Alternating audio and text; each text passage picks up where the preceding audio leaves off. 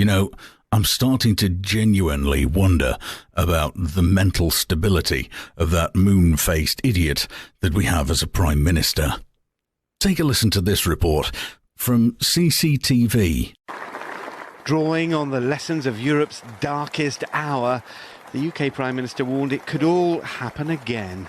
Can we be so sure that peace and stability on our continent are assured beyond any shadow of doubt?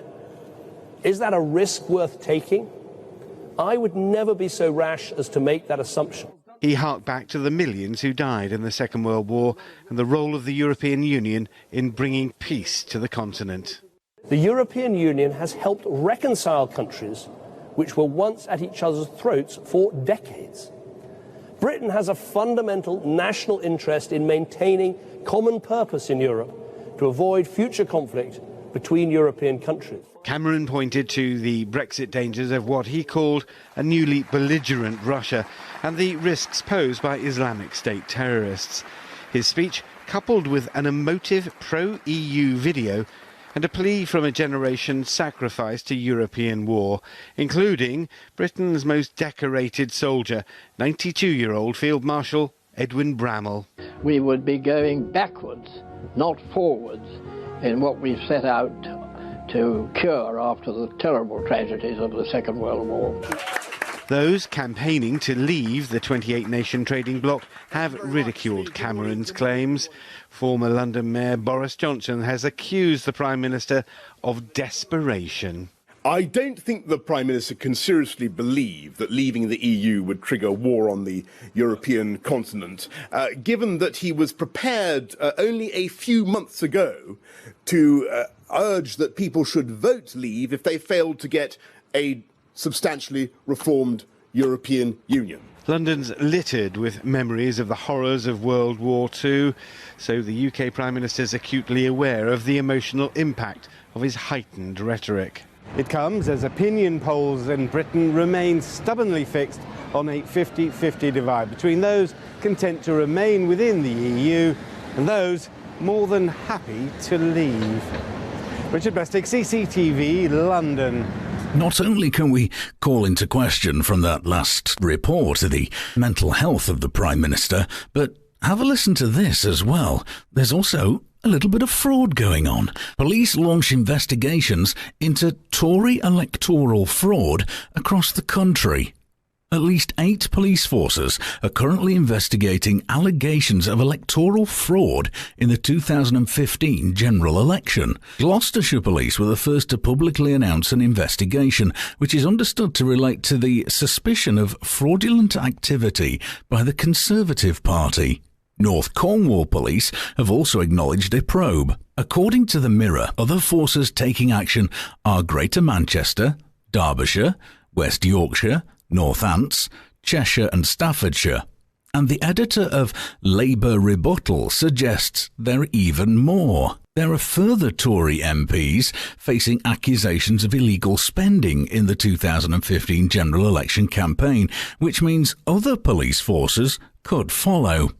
The extraordinary development follows a meeting between the Electoral Commission, the Crown Prosecution Service and police on the 4th of May. The Electoral Commission have been investigating possible overspending by the Conservatives in both by-elections and the 2015 general election. Prior to that meeting, the Electoral Commission released the following statement. Quote, as part of the investigation launched on the 18th of February 2016 into Conservative Party campaign spending returns, it has requested that the Crown, CPS Prosecution Service and the police consider applying for an extension to the time limit available to pursue criminal prosecutions. An extension to the time limit is necessary because if a year passes after the alleged offences, prosecutions will not be allowed. Gloucestershire Police have said, we are considering an application for extension on time to investigate. The Mirror has reported Greater Manchester Police have now been granted an extension and Derbyshire and West Yorkshire have also applied for one. The allegations of fraud largely relate to the Tories' much-lauded 2015 battle bus, which shuttled activists around the country in the lead-up to the general election. The expenses for this campaigning tool were declared under the party's national return, but detailed investigations by Channel 4 News and The Mirror suggest the battle bus was used to encourage constituents to vote for local candidates.